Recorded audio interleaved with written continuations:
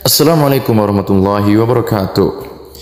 Abu Thalib meski dia adalah orang yang terpandang di kalangan bangsa Quraisy dan memiliki posisi penting di kaumnya, namun ia adalah orang yang amat sulit hidupnya dan banyak anggota keluarganya.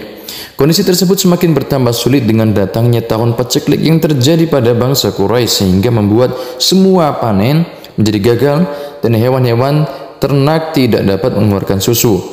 Ini semua membuat manusia hanya mampu mengonsumsi tulang-tulang basah saja. Nah, di kalangan Bani Hashim saat itu tidak ada orang yang berkeluasan kecuali Muhammad bin Abdullah dan pamannya Al-Abbas. Nah, Muhammad lalu berkata kepada Abbas, "Wahai paman, saudaramu Abu Thalib banyak sekali keluarganya. Engkau tahu sendiri bahwa banyak manusia yang berkesusahan karena kemarau yang panjang serta wabah kelaparan. Marilah kita ke rumahnya untuk menanggung sebagian keluarganya. Aku akan menanggung seorang anaknya dan engkau pun menanggung seorang lagi dari anaknya, sehingga keduanya kita cukupi kebutuhannya."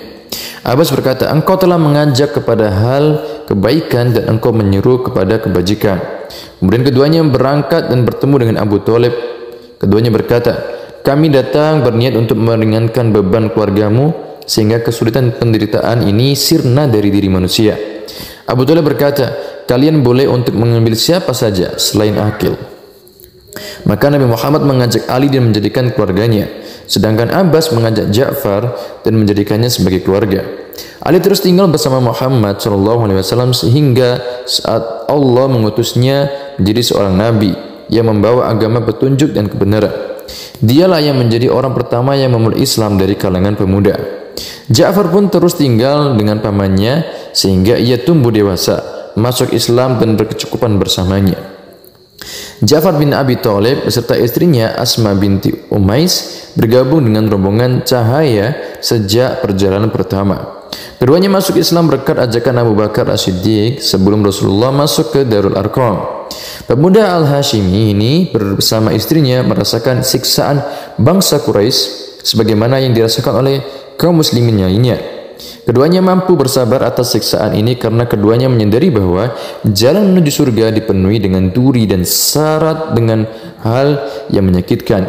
Akan tetapi yang membuat mereka jengkel sebagaimana yang dirasakan oleh sahabat mereka dari kaum muslimin adalah bahwa bangsa Quraisy menghalangi mereka untuk melakukan ibadah dan menghalangi mereka untuk merasakan lezatnya ibadah. Bangsa Quraisy bahkan senantiasa mengawasi setiap hembusan nafas mereka. Pada saat itulah Ja'far bin Abi Thalib meminta izin kepada Rasulullah untuk berhijrah bersama istri dan beberapa orang sahabat lainnya ke negeri Habasyah. Rasul pun mengizinkan dengan hati yang sedih. Yang membuat Rasul bersedih atas para sahabatnya yang suci dan baik itu adalah karena mereka akan meninggalkan kampung mereka. Mereka bersedia meninggalkan tempat di mana mereka bermain di waktu kecil, tanah air di mana mereka tumbuh menjadi remaja. Mereka tinggalkan kampungnya tanpa kesalahan yang mereka perbuat kecuali bahwa mereka mengatakan Tuhan kami adalah Allah. Akan tetapi beliau tidak memiliki daya dan kekuatan untuk menolak siksaan bangsa Quraisy.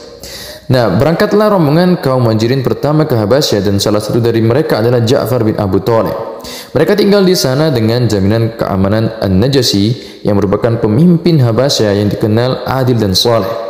Akhirnya pertama kali mereka mendapatkan rasa aman sejak mereka masuk Islam dan mereka merasakan nikmatnya ibadah tanpa ada yang mengganggu kenikmatan ibadah mereka ataupun yang mengacaukannya.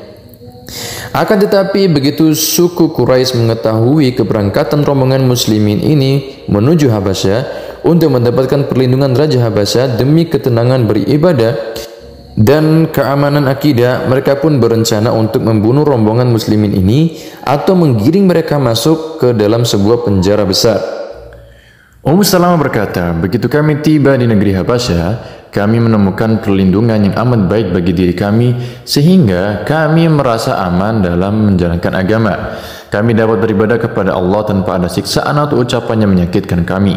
Begitu Quraisy mendengar kabar ini, mereka segera mengirimkan 2 orang yang paling gagah di antara mereka kepada Najasyi.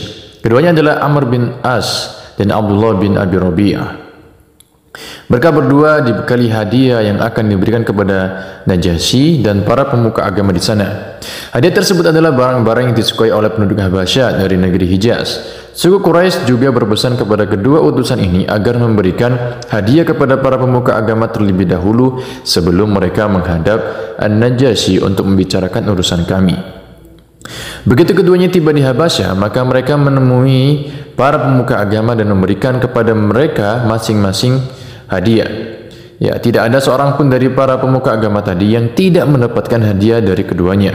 Kedua utusan tersebut berkata kepada pemuka agama, ada beberapa budak bodoh kami yang berlindung di negeri raja. Dan mereka telah keluar dari agama bapak dan kakek moyang mereka dan keluar dari kaumnya. Jika kami berbicara kepada raja kalian tentang para budak ini, maka beritahukanlah raja kalian untuk menyerahkan budak-budak ini kepada kami tanpa perlu menanyakan agama mereka.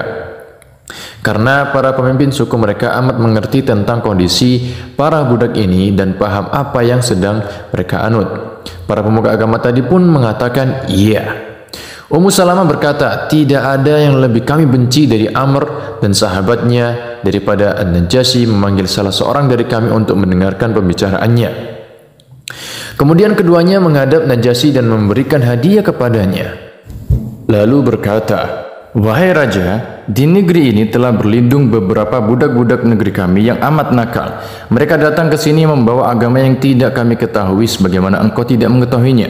Mereka meninggalkan agama kami namun tidak masuk ke dalam golongan agamamu. Kami diutus untuk menghadapmu oleh orang tua mereka, paman mereka, keluarga mereka, agar engkau berkenan memulangkan budak-budak ini kepada mereka. Dan mereka adalah manusia yang paling tahu akan fitnah yang telah dibuat oleh budak-budak ini. Najasyi lalu melihat ke arah para pemuka agama dan para pemuka agama itu mengatakan, keduanya benar wahai raja. Kaum mereka lebih tahu dan paham akan apa yang telah diperbuat oleh para budak ini. Maka kembalikanlah para budak ini kepada mereka biar mereka sendiri yang memutuskannya. Nah, lalu murkalah sang raja dengan ucapan para pemuka agama ini. Ia berkata kepada mereka, tidak demi Allah, aku tidak akan menyerahkan mereka kepada siapapun sehingga aku memanggil mereka semua dan menanyakan kepada mereka apa yang dituduhkan kepada mereka. Jika mereka benar seperti apa yang dikatakan oleh kedua orang ini, maka aku akan menyerahkannya. Jika mereka tidak demikian, maka aku akan memberi perlindungan bagi mereka dengan sebaik-baiknya.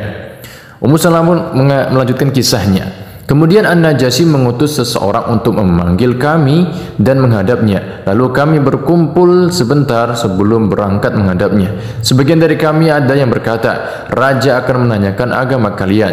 Maka katakanlah terus terang apa yang kalian anut. Biarkan yang menjadi juru bicaranya adalah Ja'far bin Abu Thalib dan jangan ada yang bicara selainnya.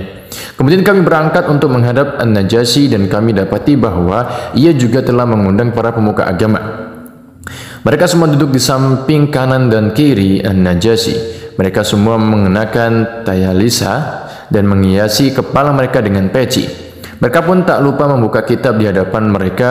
Kami juga melihat ada Amr bin As dan Abdullah bin Abi Rabi'ah di dekat raja.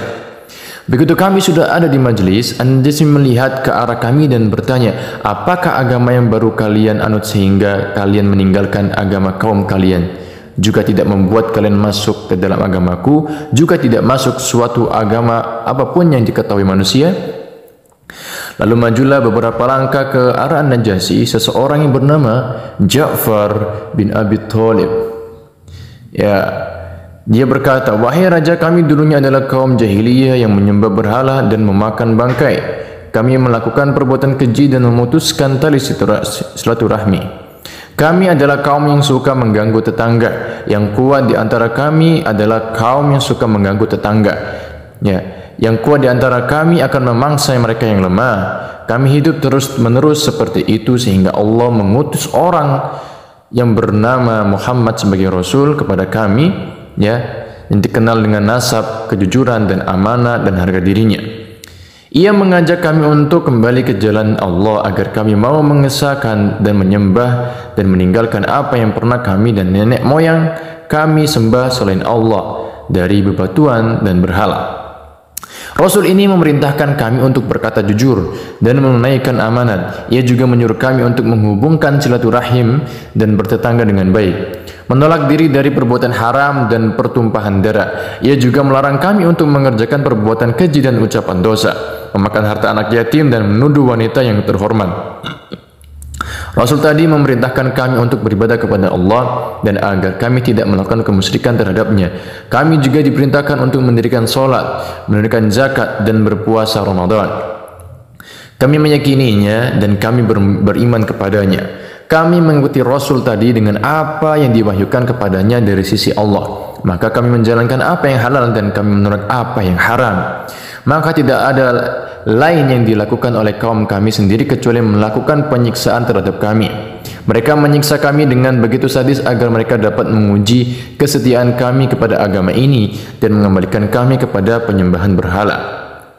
Saat mereka semakin aniaya dan menindas kami, mereka juga mempersempit ruang gerak kami. Mereka juga menghalangi kami untuk melakukan ibadah agama ini. Maka kami pun keluar dari tanah air menuju negerimu, dan kami berharap perlindunganmu serta tidak akan dianiaya di bawah kekuasaanmu. Nah, An-Najasyi melihat Ja'far bin Abi Thalib dan bertanya, apakah ada yang kalian bawa dari apa yang disampaikan oleh Nabi kalian dari sisi Allah? Ja'far menjawab, ya. An-Najasyi berkata, bacakanlah kepadaku. Maka Ja'far pun membacakan. Kaf ha ya ain sad dzikru rahmati rabbika 'abdahu Zakaria id nada rabbahu nidaan khafiyya qala rabbi inni wahana al-'admu minni wasta'ala ar-ra'su shayban wa lam akum bidu'aika rabbi syakiyya. Ya, Kaf ha ya ain sad, penjelasan tentang rahmat Tuhan kamu kepada hambanya Zakaria, yaitu tatkala ia berdoa kepada Tuhannya dengan suara yang lembut, ia berkata, ya Tuhanku, sesungguhnya tulangku telah lemah dan kepalaku telah ditumbuhi uban, dan aku belum pernah kecewa dalam berdoa kepadamu, ya Tuhanku. Sehingga Ja'far membaca hingga bagian tertentu di surat tersebut. Nah, maka menangislah An-Najasyi sehingga janggutnya basah oleh air mata, dan para pemuka agama juga menangis sehingga kitab-kitab mereka pun basah dibuatnya. Mereka semua menangis begitu mendengarkan kalamullah ini. Pada saat itulah An-Najasyi berkata kepada kami, apa yang dibawa oleh Nabi kalian dan apa yang telah dibawa oleh Isa adalah berasal dari sumber cahaya yang sama. Kemudian An-Najasyi menoleh ke arah Amr dan sahabatnya lalu berkata kepada mereka berdua, pergilah kalian berdua, demi Allah aku tidak akan menyerahkan mereka kepada kalian selamanya. Nah, begitu kami keluar dari ruangan An-Najasyi, Amr bin As berkata kepada sahabatnya dengan mengancam kami, demi Allah aku akan datang kepada raja esok hari, aku akan menceritakan kepadanya tentang mereka yang dapat menimbulkan kebencian raja kepada mereka. Aku akan membuat raja membabat mereka dari akarnya. Maka berkatalah Abdullah bin Abi Rabi'ah kepadanya, jangan kau lakukan itu wahai Amr. Mereka semua berasal dari keluarga kita, meskipun mereka saat ini telah meninggalkan kita. Amr menjawab, tidak usah ikut campur. Demi Allah, aku akan menceritakan kepada raja apa yang dapat membuat mereka semua resah. Demi Allah, aku akan menceritakannya kepada raja bahwa mereka menganggap bahwa Isa bin Maryam adalah seorang hamba. Keesokan harinya datanglah Amr menghadap Raja An-Najasyi dan berkata kepadanya, wahai Raja, orang-orang yang engkau beri perlindungan itu mengatakan sesuatu perkataan keji tentang Isa bin Maryam. Kalau tidak percaya, panggillah mereka dan tanyakan sendiri apa yang mereka katakan terhadap Isa bin Maryam. Nah, begitu kami mengetahui hal ini, kami merasa amat khawatir dan kami belum pernah merasakan hal seperti ini sebelumnya. Sebagian kami berkata, apa yang kalian katakan tentang Isa bin Maryam jika Raja menanyakannya? Kami pun menjawab, demi Allah kami tidak akan menjawab kecuali seperti apa yang telah Allah firmankan. Kami tidak akan keluar dari perintahnya meski hanya seujung jari, sebagaimana yang telah disampaikan oleh Nabi kita, meski apapun yang terjadi dan konsekuensinya. Kemudian kami bersepakat bahwa yang akan menjadi juru bicaranya adalah Ja'far bin Abu Thalib. Begitu An-Najasyi memanggil, maka kami pun datang menghadapnya. Lalu kami melihat adanya beberapa orang pemuka agama dengan pakaian seperti yang telah kami lihat sebelumnya. Najasyi bertanya, apa yang kalian katakan tentang Isa bin Maryam? Ja'far Thalib mengatakan, kami mengatakan tentang Isa bin Maryam sebagaimana yang disampaikan kepada Nabi kami. Apa pendapat Nabi kalian tentang Isa bin Maryam? Nabi berkata, Isa adalah hamba Allah sekaligus Rasulnya. Ia juga ruh dan kalimat Allah yang diberikan pada diri Maryam yang suci dan perawan. Begitu An-Najasyi mendengar ucapan Ja'far, ia langsung memukul tanah dengan tangannya dan berkata, "Demi Allah, Isa bin Maryam tidak keluar dari apa yang diceritakan oleh Nabi kalian meski seujung rambut." Maka para pemuka agama mengembuskan nafas keras dari hidung mereka, pertanda tidak setuju begitu mereka mendengar ucapan An-Najasyi. An-Najasyi berkata, "Meski kalian mengembuskan nafas dengan kesal." Kemudian An-Najasyi menoleh dan berkata, "Keluarlah, kalian semua aman. Siapa yang mencaci kalian akan terkena denda. Siapa yang menyerang kalian akan dihukum. Demi Allah, aku tidak lebih menyukai apabila aku mendapatkan segunung emas daripada salah seorang dari kalian diganggu." Kemudian An-Najasyi kembali melihat Amr dan sahabatnya sambil berkata, "Kembalikan hadiah kedua orang ini, aku tidak membutuhkannya." Ya, maka keluarlah Amr dan sahabatnya dengan putus asa dan merasa kesal, sedangkan kami terus tinggal di wilayah An-Najasyi, di wilayah yang paling baik dan perlindungan yang paling mulia. Nah, Ja'far bersama istrinya menghabiskan 10 tahun dalam perlindungan keamanan An-Najasyi. Pada tahun ke-7 Hijriah, mereka berdua meninggalkan negeri Habasya bersama rombongan kaum muslimin lainnya untuk hijrah ke Yasrib. Saat mereka tiba di sana, Rasulullah baru saja kembali dari Khaybar setelah Allah menaklukkan daerah tersebut untuk beliau. Begitu berjumpa Ja'far, Rasulullah amat bergembira dan bersabda, "Aku tidak mengerti mengapa aku begitu gembira. Apakah karena Khaybar telah ditaklukkan atau karena datangnya Ja'far?" Kaum muslimin semuanya, apabila mereka yang fakir tidak mau kalah gembiranya dari Rasulullah dengan kedatangan Ja'far, Ja'far begitu peduli dan sayang terhadap kaum fakir, sehingga ia dijuluki dengan Abul Masakin. Abu Hurairah menceritakan tentang pribadi Ja'far dengan ucapannya, "Ja'far adalah orang yang paling baik kepada kami," orang miskin maksudnya. Ia sering mengajak kami ke rumahnya dan memberi kami makan dengan apa yang ada di rumahnya, sehingga bila semua makanan di rumahnya telah habis, maka ia akan memberikan kami bejana tempat minyak yang sama sekali sudah kosong. Bejana tersebut lalu kami belah dan kami jilati apa yang menempel dan tersisa di dalamnya.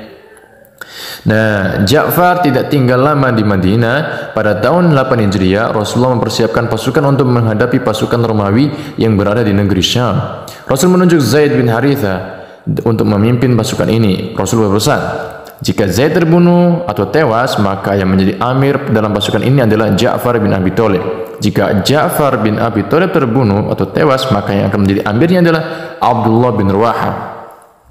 Jika Abdullah bin Rawaha terbunuh atau tewas, maka pasukan muslimin dipersilakan menunjuk amir bagi mereka.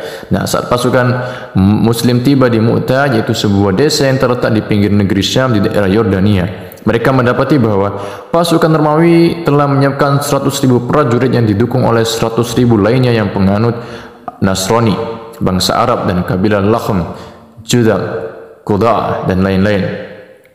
Nah, pasukan muslimin saat itu hanya berjumlah 3.000 prajurit. Begitu kedua pasukan sudah bertemu dan peperangan berlangsung dengan sengit sehingga Zaid bin Haritha tersungkur jatuh dan tewas hingga tak tertolong, serta mata Ja'far melompat dari punggung kudanya dan berwarna pirang. Kemudian Ja'far menebas kaki-kaki kuda tadi dengan pedangnya sendiri agar pihak musuh tidak menggunakannya lagi. Ia langsung mengambil panji dan merengsek masuk ke barisan musuh sambil bersenandung. Alangkah dekatnya surga, ia amat indah dan sejuk airnya. Bangsa Romawi sudah tiba azab baginya, sebab ia adalah bangsa yang kafir dan jauh dari agama leluhurnya. Jika aku berjumpa dengan mereka, maka aku pasti akan menebasnya. Dia terus merengsek masuk ke barisan musuh dengan pedang terhunus sehingga ia mendapat sebuah sabetan pedang yang memutuskan tangan kanannya. Lalu ia mempertahankan panji dengan tangan kirinya sehingga tak berlangsung lama tangan kirinya pun putus disabet musuh. Lalu ia mempertahankan panji tersebut dengan dada dan kedua lengan atasnya. Tidak berlangsung lama, maka akhirnya ia terkena sabetan yang ketiga sehingga tubuhnya terbelah dua. Maka panji kemudian direbut oleh Abdullah bin Rawaha. Ia pun terus berjuang hingga menyusul kedua sahabatnya. Rasulullah mendengar berita gugurnya ketiga panglima perang beliau, maka Rasulullah langsung amat bersedih begitu mendengarnya. Lalu ia berangkat menuju rumah sepupunya Ja'far bin Abi Thalib. Beliau mendapati istrinya Asma binti Umais yang bersiap-siap menyambut suaminya yang sudah tiada. Asma telah menumbuhkan gandum memandikan anak, memakaikan wewangian kepada mereka, kemudian memakaikan mereka baju. Asma berkata, saat Rasul datang ke rumah kami, aku melihat ada raut kesedihan yang menyelimuti wajahnya yang mulia. Maka aku mulai merasa khawatir, namun aku tidak mau bertanya kepada beliau tentang Ja'far karena aku takut mendengar berita yang menyedihkan. Rasulullah langsung berkata, bawa ke sini anak-anak Ja'far. Ya, Rasulullah merangkul dan menciumi anak-anak Ja'far dan mata beliau pun penuh dengan air mata. Lalu Asma pun bertanya, ya Rasulullah, demi ibu dan bapakku, apa yang membuatmu menangis? Apakah engkau telah menerima kabar tentang Ja'far dan kedua sahabatnya? Beliau pun menjawab, iya, mereka semua sudah menjadi syahid pada hari ini. Pada saat itu sirnalah senyum dari wajah anak-anak Ja'far yang masih kecil saat mereka mendengar ibu mereka menangis terseduh-seduh. Mereka diam tak bergeming seolah di kepala mereka sedang bersarang seekor burung. Sedangkan Rasulullah pergi keluar sambil mengusap air matanya dan berdoa, ya Allah, gantikan Ja'far bagi anak-anaknya. Ya Allah, gantikan Ja'far bagi keluarganya. Kemudian Rasulullah bersabda, aku melihat Ja'far di surga, ia memiliki dua sayap yang berlumuran darah dan bulu-bulunya diberi warna. Itu adalah kisah tentang Ja'far bin Abi Thalib. Semoga kita semuanya bisa mengambil hikmah dan manfaatnya. Sekian dari kami. Assalamualaikum warahmatullahi wabarakatuh.